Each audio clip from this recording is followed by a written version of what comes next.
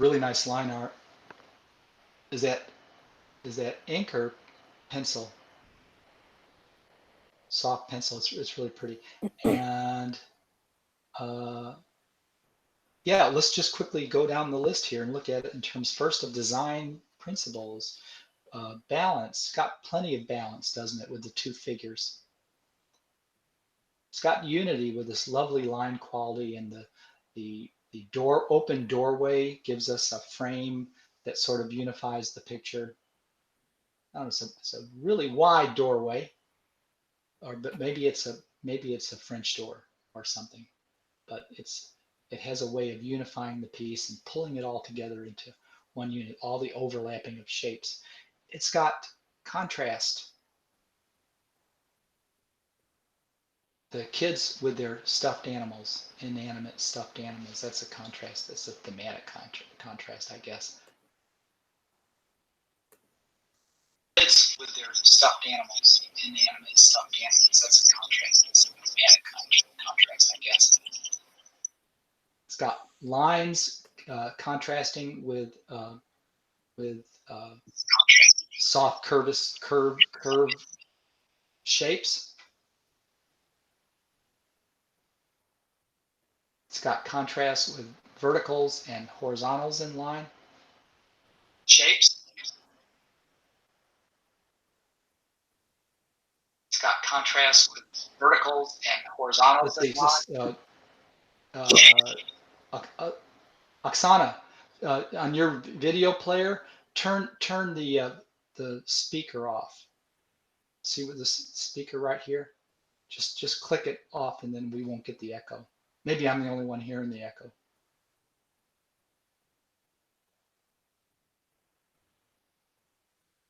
Okay, I think you fixed it. I'm not hearing myself anymore. Good. So, I mean, one of me is bad enough.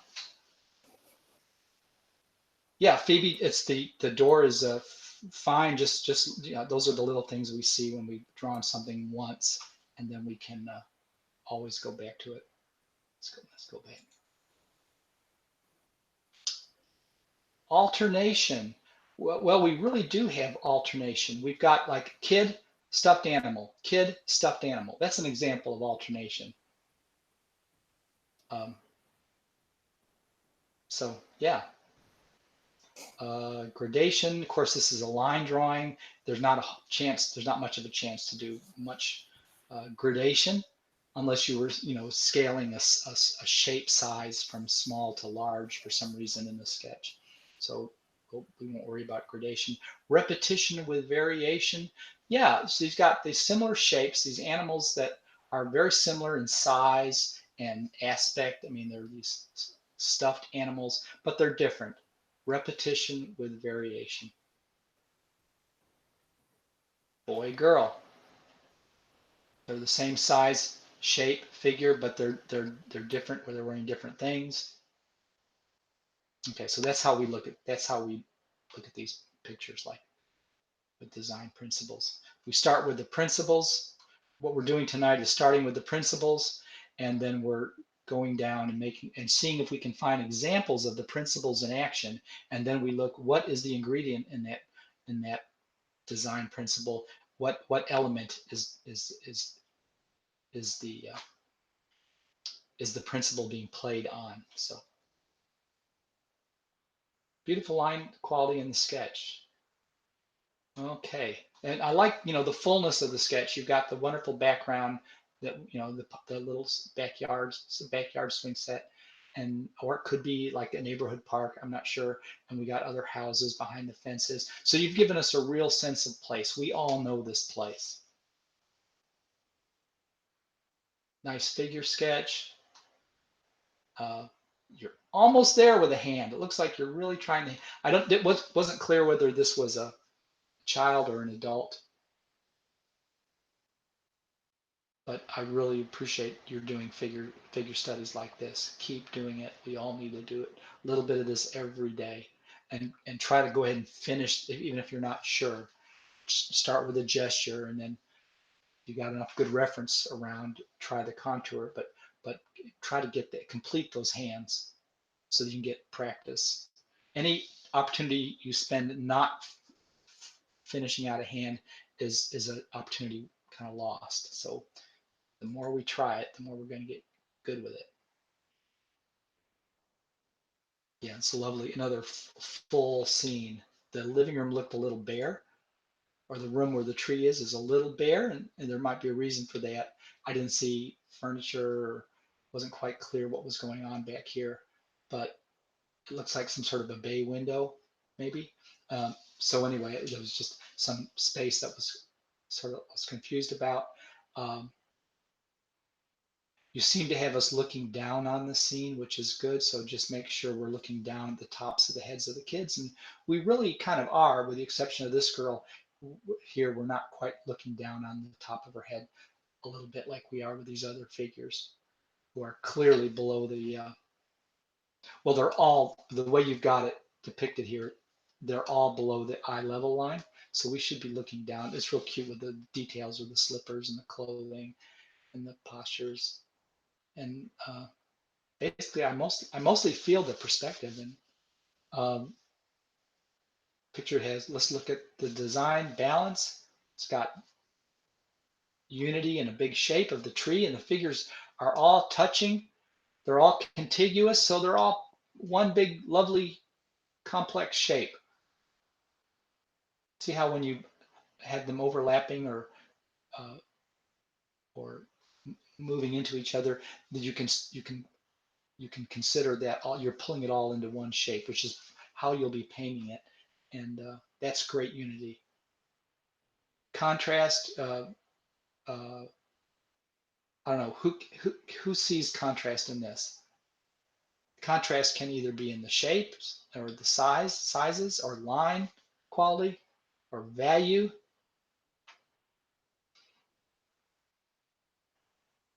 It really is a line drawing, so there's not going to be a whole lot of room for contrast and value. Texture. I definitely there's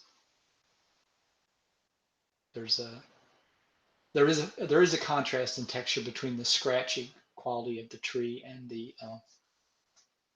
softer clothing, the little rug under the tree, or the, the sheet,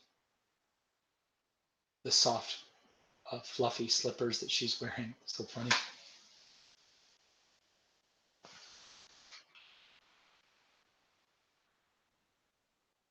Oh, Phoebe said the character was an adult. The woman carrying the basket. Yeah, it looked like an adult.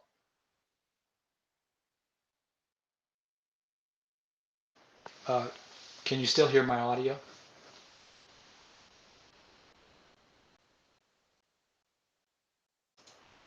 Uh, Kathy, can you hear my audio?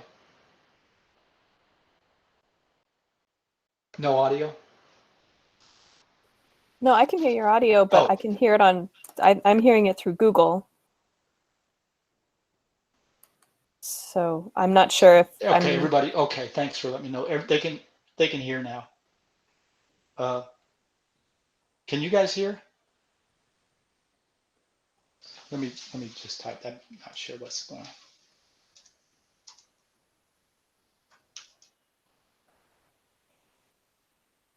Okay, she had to restart. Okay, so this is really nice. Really nice stuff, Phoebe. Really good kids. Okay, there's another adult. This is lovely. You should fill whole sketchbooks with these. And I love all the different gestures of the kids. Let's look at them. We'll just talk about this one in terms of the figures that are so nice. Um, you, you can make some of the kids' heads seem a little small in relation to their bodies. So you might check that. Uh, and some of the, let's see if I can, yeah, like this one here, the kids' heads seemed a little small in some cases, and their torsos were longer than you might find in a child. So remember, their little rib cages, depending on the age, are not a whole lot bigger than their heads. So think about think about the ribs and get plenty of good reference. Get more than one reference sources if you have kids crouching on a sled or a toboggan or sitting around huddled in a sandbox or something. Study the proportions, block them off into three parts, the head, the rib cage, and then the pelvic, the little pelvis block. And the rib cage and the pelvis block are going to be really small on a child. And so keep that in mind. And there's not as much, unless, then in teenage years, about 14, I was having dinner with a grandson and his dad last night. And I was noticing how lanky he's getting, 14 years old, but he just started sprouting. And the legs get long and the, the, the torso starts to lengthen, but that doesn't happen for a while. So it's not a very big space. It's often not much bigger than the head. So the head is your unit of measurement in these figure drawings, and keep measuring and checking yourself. This is a really fun action scene, and just watch the proportions on the kids and make sure you're getting the ages that you intend. And I think you are. This child looks older here with the long legs and the long torso, but she's miniaturized somehow. So if she is an older child, she still looks about the same. Her head size is about the same as these other kids. So just try to get the proportions to correspond with the ages. And the only way you can do that is with reference, making sure and check the head unit measurements on the reference you have, seeing if you can translate that over. But I really like that you got groups, you're drawing lots of figures, lots of great gestures and poses, um, and you're bringing that sort of thing over into your little more finalized scenes that you're doing. So bravo.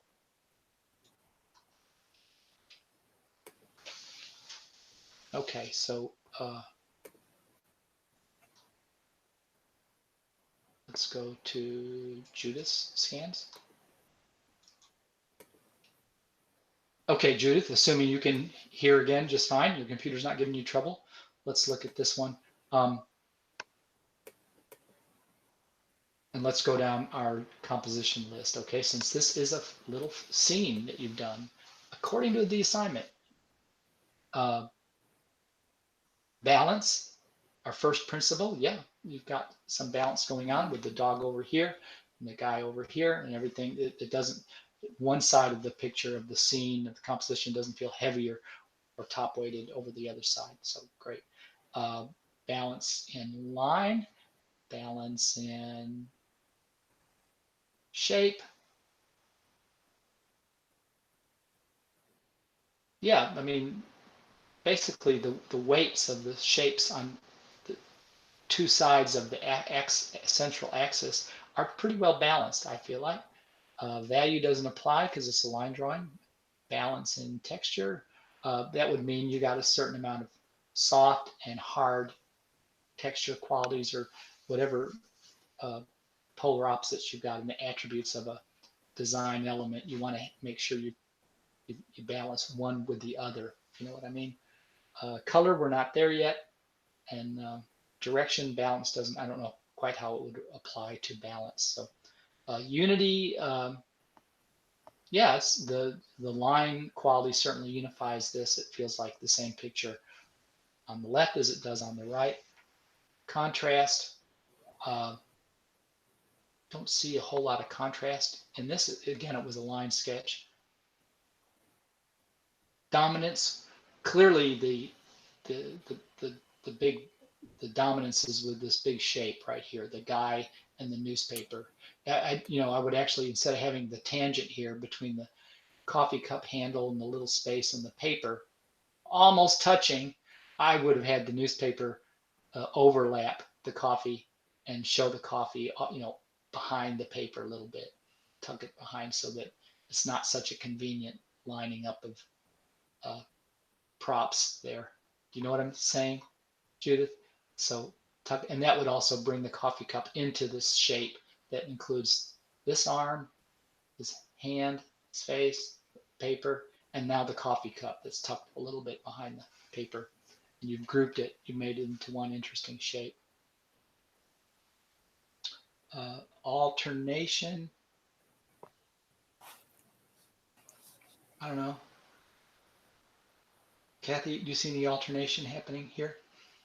We haven't talked much about alternation. You want to go over what you really mean by that? Yeah, I do. And alternation means something is repeating, but it's changed. So it's you see alternation a whole lot in fabric design and surface design, where you've got a green shamrock next to uh, let's say a dandelion, and a green shamrock and a dandelion, and a green shamrock and a dandelion. So it's a decorative form of uh, repetition.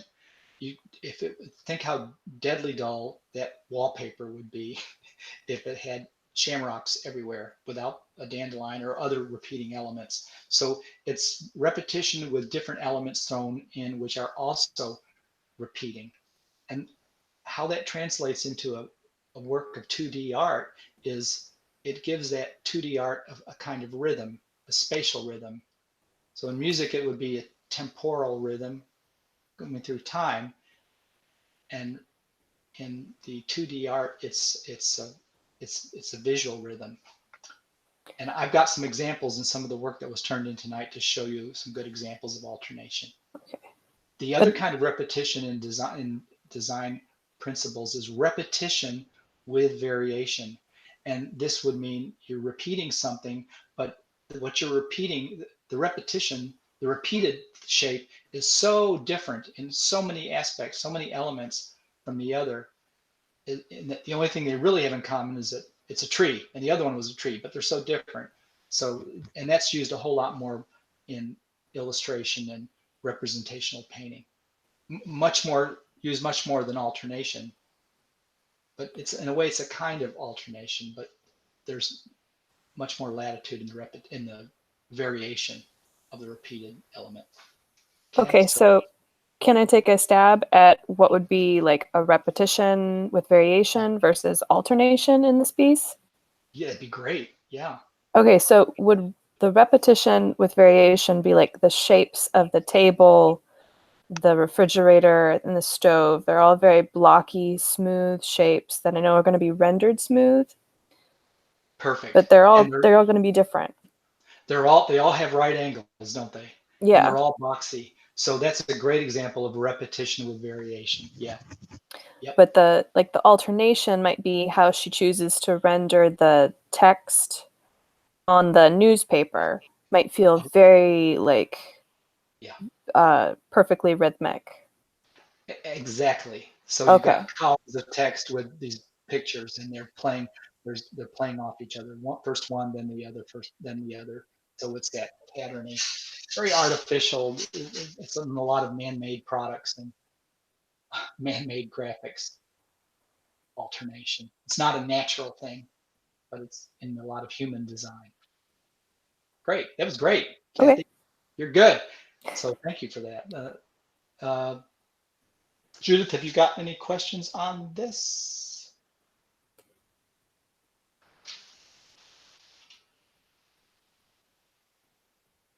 Is this Judith or Phoebe? I'm sorry, I lost my place. We're in I think we're on Judith. we're in Judith. Yeah. Yeah. Okay, Judith. Let's look at these guys, and this is a fun scene. I'm so glad you're drawing animals, and um, it's like the owl and the pussycat, maybe. I don't know. Or they're both owls. No, they're both owls. There's no cat in that scene. Um,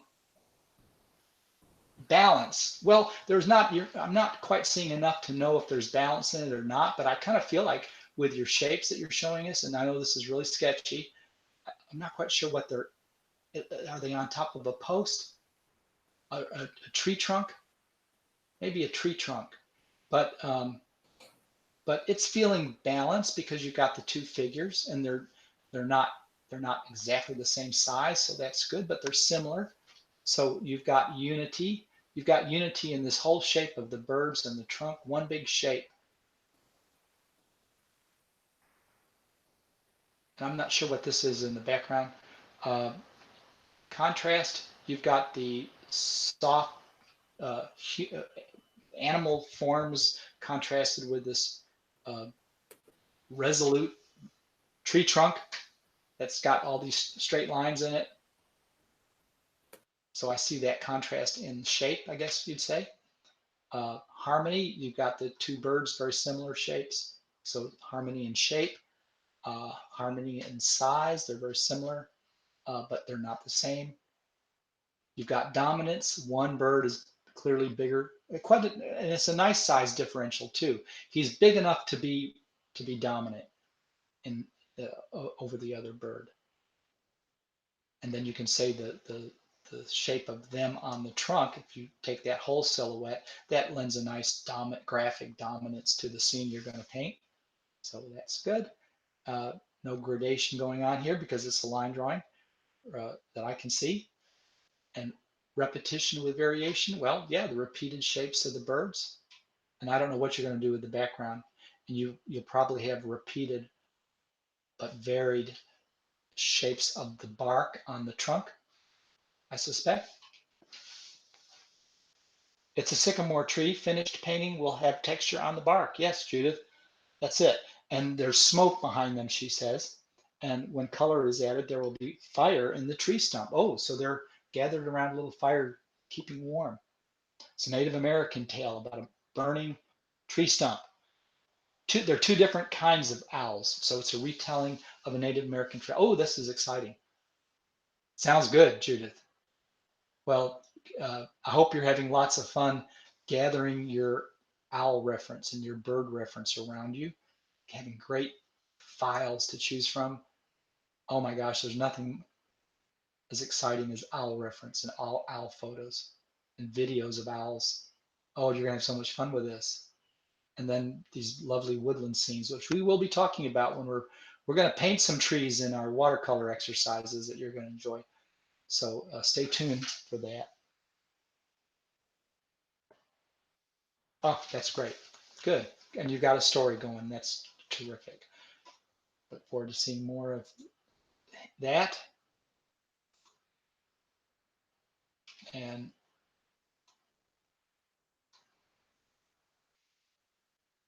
I can look at Liz's scenes. We're doing good, guys. We're moving along pretty well. I love how Liz is doing the frame first, the box first, and then putting her composition inside the box. And that way, she knows what the limits of her picture are, and she knows where the borders are that she has to play her elements to. She has to relate her elements to all four sides of the frame. Remember in life drawing classes in college, those of you that took it, um, how they were all talking about, fitting the figure on your rectangular paper. That was part of the exercise, not just drawing the figure, but thinking about the composition and how was that figure going to relate to all four sides and the corners of your newsprint pad. Oh, that was a struggle for me, but um, yeah. So really cute thumbnails, really promising. Here's are these are redos? Yeah, they are redos of the watercolors we saw last night. So I can clearly see, Liz, that you darkened. Let's see if we can get this guy up here. You darkened the forest behind the collie, like we were talking about last time. I think you can even go a little darker, but we had such fun looking at these last time. Now, this is not a topic for tonight, but we will be talking about this sort of thing when we get into painting. So if I squint my eyes and I'm looking at this lower painting, if I squint my eyes, and so I lose a lot of the detail and maybe even a lot of the color, the first thing that jumps out at me is this sort of S shape of the collie's mane, his hair here, this dark shape against the white, and the dark here against the white tail, the white. And so it upstages our girl character. So you can fix that pretty well by just putting some darks behind her, maybe in the, on the collie's sides, so that she pops out against the dark. So we don't, our eye isn't pulled to either one of these two contrasts. These are an example of contrast, and it's where our eye goes, to the lightest light against the darkest dark. And so our eye goes in every direction but our girl character. So it's just something to think about when you're painting. And we haven't talked about it yet, so early days. Let me pull this down. And yeah, but these are lovely, and I think we decided last week they hit all the basic design principles her paintings do. Still think you could push the contrast in the value and color a little bit more. Uh, so we won't hit these ones again because we talked about those last week. Um, nice sketch. Balance, yeah. Unity, yes. And I like how you've got you've got the chicken is overlapping the collie, so we can call, so all the shapes are sort of bunched and overlapping, so they become one nice shape, one nice figure. All three of them become this one figure against this ground. So it's this real interesting shape with interlocking parts along the background. So, and it extends all the way across the frame, the scene. So you've got one lovely silhouette shape here of the three figures. You've got this lovely negative shape over here in this corner, and this larger, beautiful negative shape here. Well done. Contrast, well, I imagine she will put lots of things in the background that sort of counter the, all the nice curves and swirls of the figures and the animals, figure and animals. Well, they're all figures, aren't they?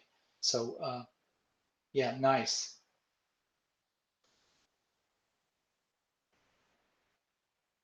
Let me see the other one. Wasn't there another one with her and the pigs? Where was that? There, it was this one that we already saw. Yeah, so this one, I do get a sense, Liz, of her looking down at the pigs, and the pigs and she are standing on the same ground. But in the other one, I was a little confused. It almost feels like she's standing on ground down here, and the pig is up on a platform or something. But I don't quite have the sense of looking down, almost as if through her eyes onto this pig. I get the feeling the pig is on a higher ground or something. So there's something a little off of the perspective. Uh,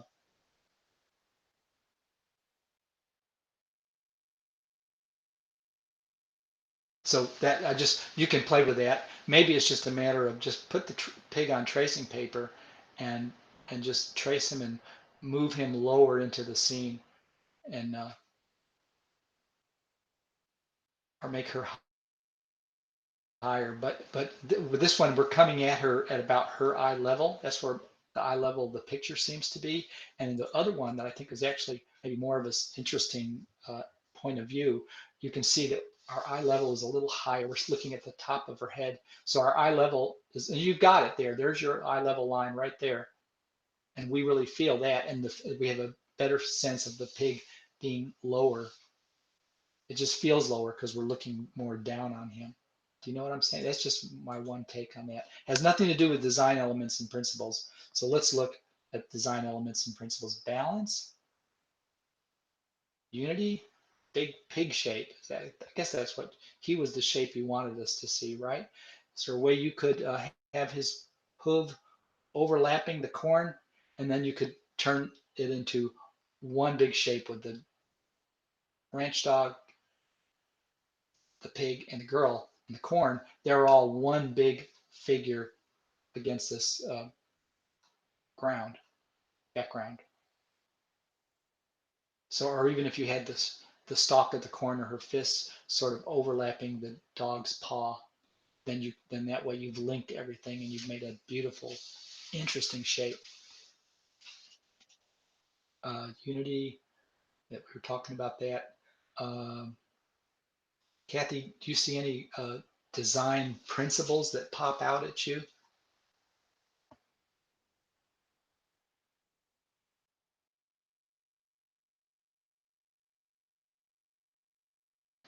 You guys see any design principles?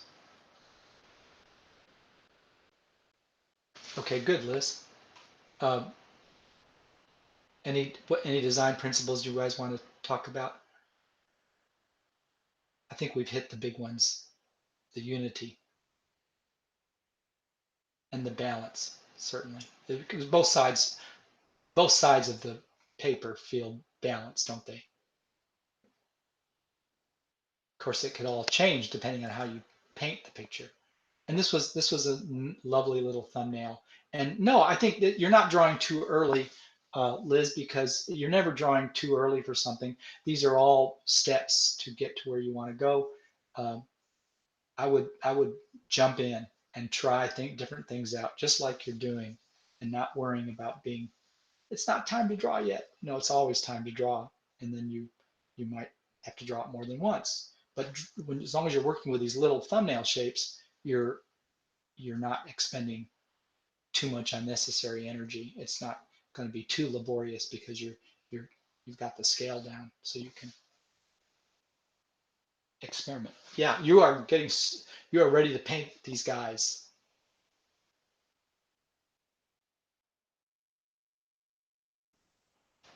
Sorry, I had it on mute. Oh, okay. That can be a good thing sometimes. Sometimes when I'm talking, I wish I had mine on mute, or when I'm slurping or hiccuping. Um, So I was noticing comes that up. Liz was drawing, some of these were, it looked to be drawing on the watercolor paper that she's gonna paint on. Yeah, And good um, thought. Good point. so that's I think what she was saying. She was drawing on the paper too early.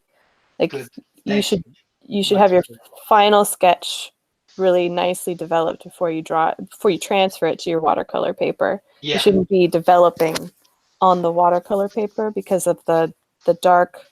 If you get your yeah. lines too dark and you get too many erasures, there's things that happen with the paper that you just can't take back and you can't fix. Perfect. I'm so glad you expressed that. The don't you love it when you have your sketch on regular old copy paper or tracing paper, you have the comfort of knowing you can always retrace it to watercolor paper if you screw up the painting. Yeah, But that if you too. do your painting, your lovely sketch on a piece of watercolor paper and you ruin the painting, you're kind of start from scratch. So that's another reason. So don't you almost think, Kathy, that this one is just about ready to actually paint though? This this vignette here. Yeah, that looks pretty close. I think It's pretty darn close. there's something about the dog's head. Okay. Um, but I'm just being a little picky about it looks more cartoonish than she had been painting it previously to me, and I Okay. don't know what it is exactly. Yeah, it could But be the it's mouth is too long, yeah, maybe. And but yeah, just check your reference, Liz. the And composition is beautiful. it's truly beautiful composition. The girl's figure looks pretty good to me. The thing is, I am wondering, it suggests, and this is why you might want to work with it on tracing paper for a little bit first before you actually paint this seriously. So her pelvic block is right here. Look how long that thigh is. And she's just a little girl.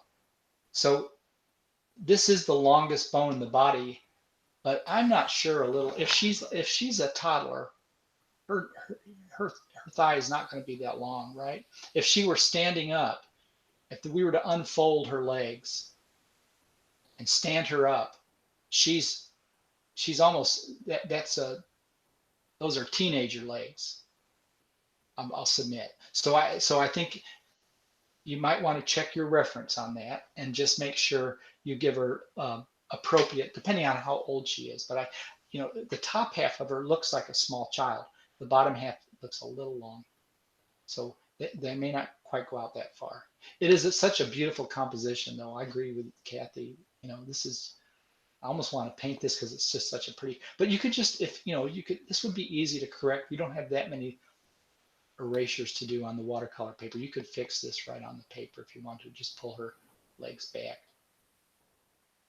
Of course, then you won't have the chicken resting so comfortably on her lap because she doesn't have that much lap. But that would be more realistic, maybe. That she doesn't have a lap. She's too small. And the chicken is struggling. Doesn't know where she's supposed to plop. There's also a Specific. little issue with that I'm seeing now. If we're talking anatomy, um, you see the girl's. I guess it's her right knee, and you Okay. also see her right foot. But in the Yeah. position, you'd probably only see one or the other. Yeah. Good point. Really good point. So yeah, those are easy fixable things, aren't they? So really good point. Maybe that's why her legs seem so long. Suddenly, when I get rid of that right knee, she doesn't seem quite so long. I still think the leg is too, her left leg is too long as well. So yeah, just look at that. But you are, other than that, you're ready to go with this. This will be one of your first paintings, maybe, for the next few weeks. Okay, good. Nice submission, nice line drawings. I love that you're thinking in terms of scenes, putting frames around them. It's going to save you so much time to do it at this stage. It's gonna,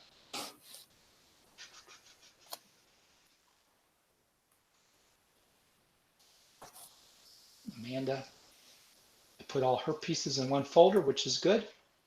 And let's take a look at all these guys at once. We'll take these as a together as a group. Uh, Actually, I think we should start. Close your eyes, everybody, and I'll tell you when to open your eyes. I'm going to start the other way because these are going. Here's the sequence. Okay, we're going this way. Okay, you can open your eyes now. And here's her little story sequence. I love that she put a frame around it. Make us think of story pages. A storyboard.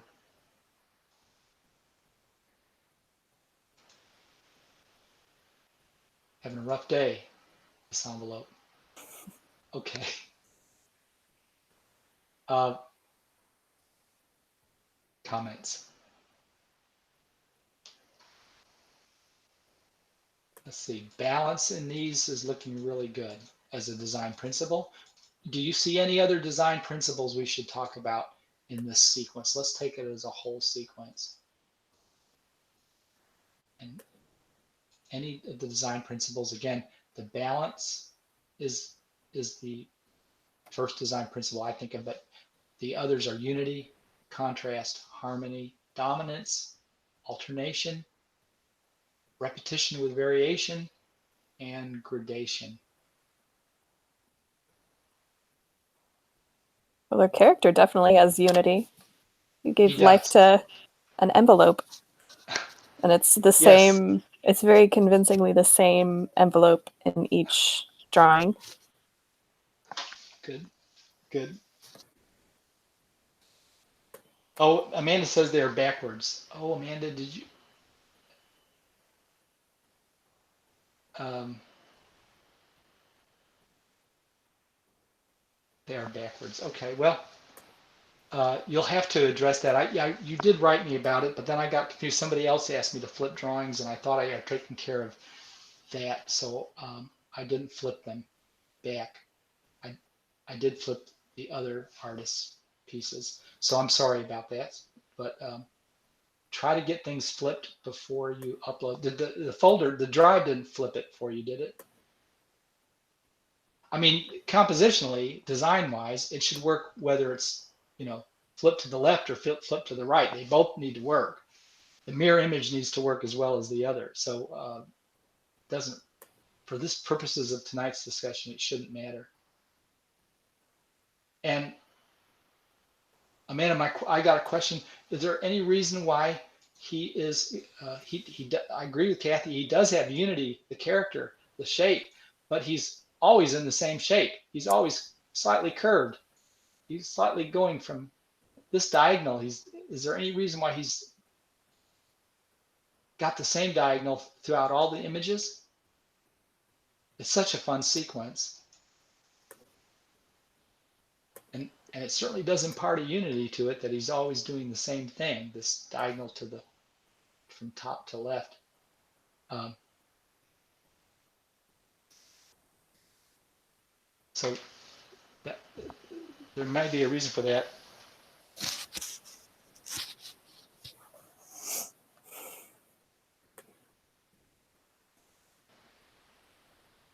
Oh, you mean oh, I see what you're saying now, Amanda. You're not talking about the images themselves being flipped. You're talking about the numbered sequence. Yeah, I saw that earlier. Okay. Well, we're Kathy and I both were struck by the character, and we were having fun watching this character. So this is a storyboard, plain and simple. You're sure doing it.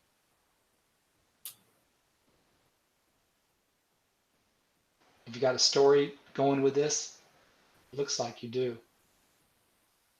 I really like your pencil quality, and this one particularly. You know, you've given it by having two values on the mailbox. You've given it solidarity and depth and volume and mass, made it interesting, graphically interesting, and you've popped out the white, clean white. He's all clean and white now, and you've emphasized, what's the word? You've exaggerated that. You've given it even more impact by putting him against this gray background. So good technique. So that would be contrast. That is a form of contrast. Yes, sure is. I think it's also contrast that he starts off the sequence all clean and happy, and he ends the sequence dirty and unhappy. A Battered. mess. He's a Yeah. mess. That's it. Yes, absolutely. Yeah. We do. You capture us. We're into this guy already. So you've already made us empathize with the character. We're relating to him. That's quite an achievement. Love the mailbox, Sylvia says. Uh,